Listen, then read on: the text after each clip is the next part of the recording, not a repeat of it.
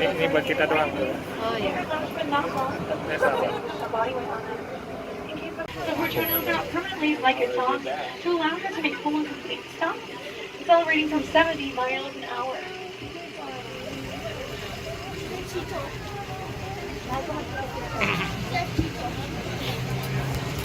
Yang suka diajak lari kali itu. Hah?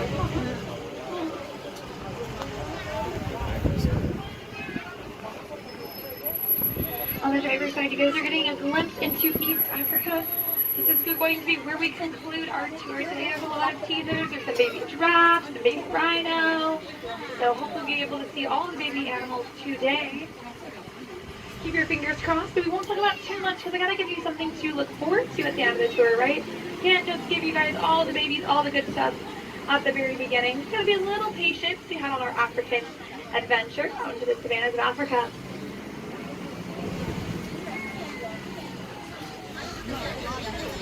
Now on the passenger side, the oldest plant no life would exist on this planet, as plants produce oxygen that most animals breathe, as well as offer food, water, and shelter to so many different species of animals. Now on the passenger side, you guys definitely know what these birds are. Those colored backs, long pretty legs, these are the greater flamingos. They use that light pink coloration to help them reflect the heat of the hot African sun. And those beaks you guys see look like little soup ladles, and they use them to help be able to pick up different types of mud and filter out any nutrients they don't get into their trunks and hair and their beaks, like baleen whales, and these are filtered feeding birds. Horn has medicinal properties, but unfortunately it does not. And at that rate, friends, rhinos will go extinct in the next 20 years. But don't worry, there is still hope for the rhino species. We have amazing guests like you. By coming out to the San Diego Zoo Safari Park today, you put money towards rhino conservation. Not to mention the San Diego Zoo Safari Park holds the world record for number of southern white rhino calves born under human care, with over 100 born at this facility alone.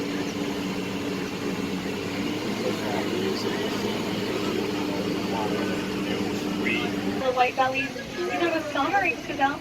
These guys use their coffee cream colored dogs to help them blend in with the air of Africa. And that marshmallow white belly they use to help reflect the heat coming from the ground from the hot African sun, much in the same way as our greater flamingo's brothers. On the driver's side, expressive brown antelope, backwards facing horns, dotting this kind of sandy and grassy area. I like to call them the chocolate chips of the savannah. These are going to be the sable antelope, found in the woodlands of Africa. It's a little bit different climate than our sonorings gazelle. And if you look in the middle, the far right, there's a little clump of little ones with short stubby horns. These are going to be the babies, what we call a creche, a more mature version of a nursery, where young adults and young juveniles look out for one another. I think you'll notice that everybody in this herd has horns, and males and females have horns, because they have to compete against each other for resources, and they do that by interlocking their horns and shoving each other around. The most dominant animal will win, and the subdominant animal will move on. And also, guys, look at how these animals either standing or laying down, looking in different directions. This behavior is called a watch circle or an alert circle, and these animals use that to watch out or look out for predators. Everybody does this by looking in different directions. So it's a common behavior we can look, and if you look at their little butts, you'll know why. The little ellipse sign around that tail that gives them their name. Now these are really amazing animals because their primary defense mechanism to get away from predators is swimming. As soon as a predator tries to attack them, they will run to the water. They have those really thick, shaggy coats, and they secrete. Now on the driver's side, laying down crisscross applesauce spoons in the bowl, one of the largest animals in the world. This is the Maasai giraffe. The tallest species of giraffe, also the darkest, almost the same color as our sable antelope. And these guys use that dappled coloration to help them be able to blend in with the leaves of the acacia trees they love to eat. And then how giraffes rest, you guys, by laying down on the ground, kind of tucking those long legs up underneath them. You know, it's hard being a giraffe. Being 16 to 18 feet tall, you get tired sometimes. You gotta lay down. And just because these animals are laying down doesn't mean that they are super mobile. They are able to get up and down with ease to protect themselves from predators. Now, a group of giraffes is called a tower, which makes sense because they tower over most animals in the African savannah.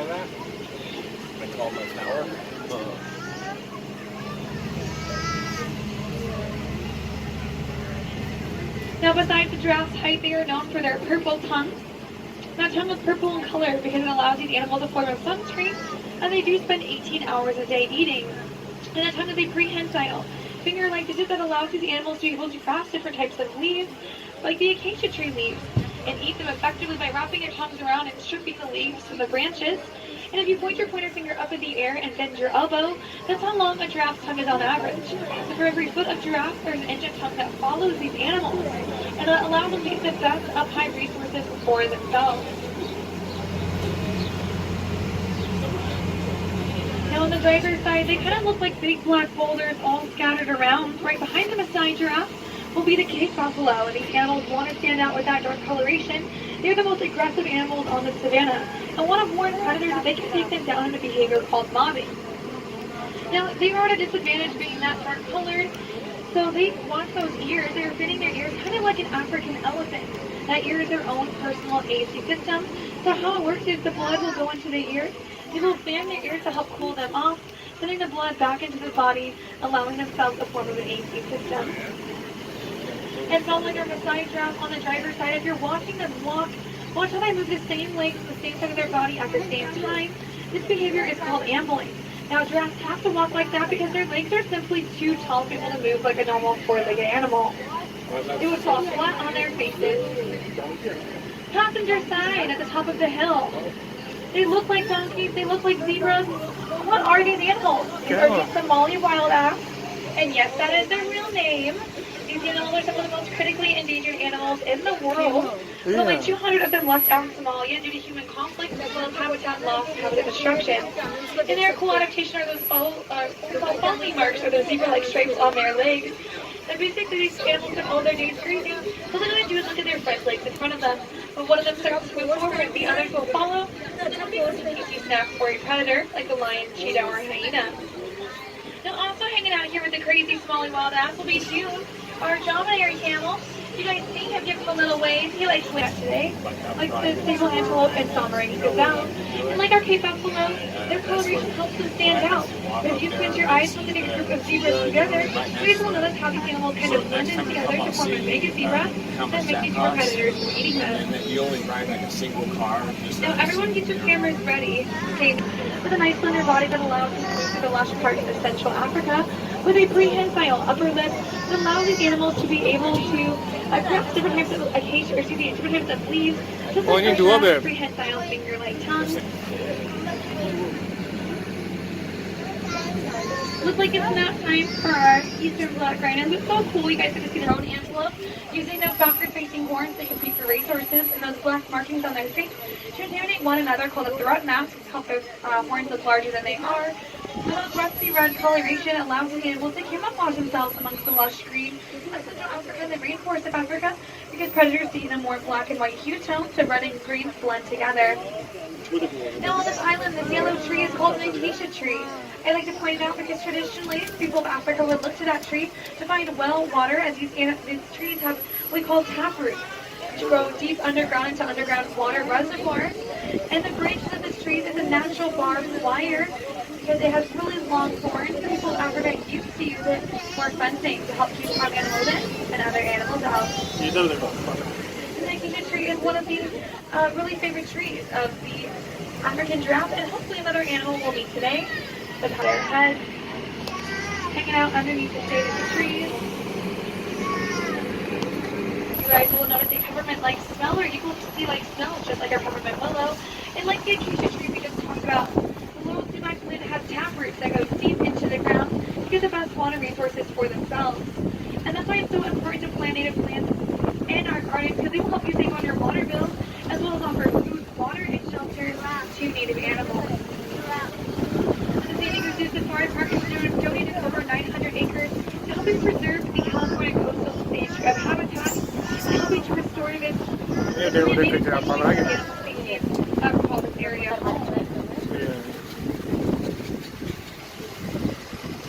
On the driver's side, we're looking at one of the tallest antelope species in the world. This will be the Patterson eland. These guys use that rusty red color to help them camouflage themselves. Those backward-facing horns they use to help people to bring their resources down to themselves and their offspring, unlike the roan antelope and sable antelope we met earlier.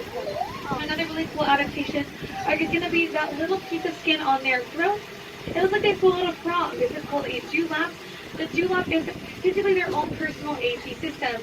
How it works is the blood will go into the dewlap, they will shake their head, or the wind will cool it, resonate it back into their body, allowing these animals to cool off, just like our Cape Buffalo's ears. Oh, yeah. Now underneath this yellow flowering tree, an acacia tree it looks like, will be the baby Patterson eland all clumped together and a crush, like in that more mature version of a nursery, where young adults and young juveniles hang out together, just like our sable antelope. Now another really cool conservation project you guys are helping out is the yellow-legged mountain frog conservation project. A native species of frogs to California that's being decimated by a certain type of fungus. And the San Diego Zoo Wildlife Alliance has raised over 200 adults in North Africa, and it's a perfect way to show you guys how animals can cool off and warm up in Africa.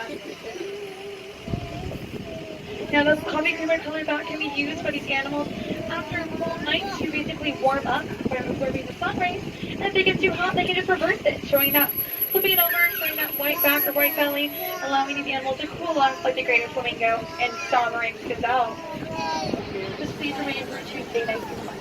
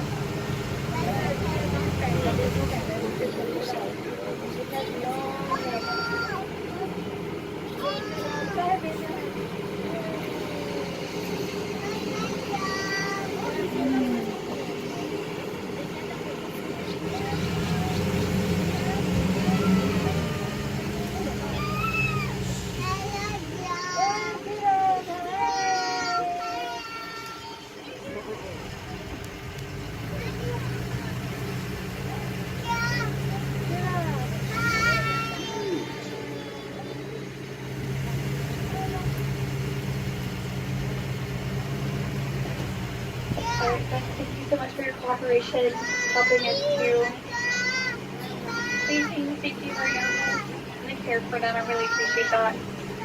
We're going to wrap up our tour in the Lions to help all native plants and animals around the world thrive together.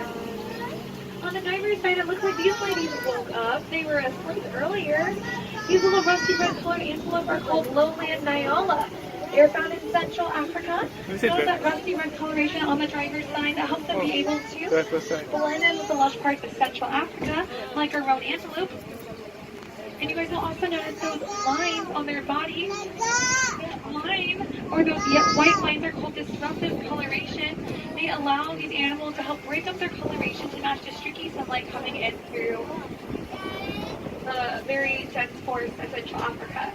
Now these are the ladies. The males are on the tram pathways in the San Diego Safari Park, San Diego Zoo, and many other aquariums and zoos around the world participate in the multi-species survival plan, which is basically Match.com for animals.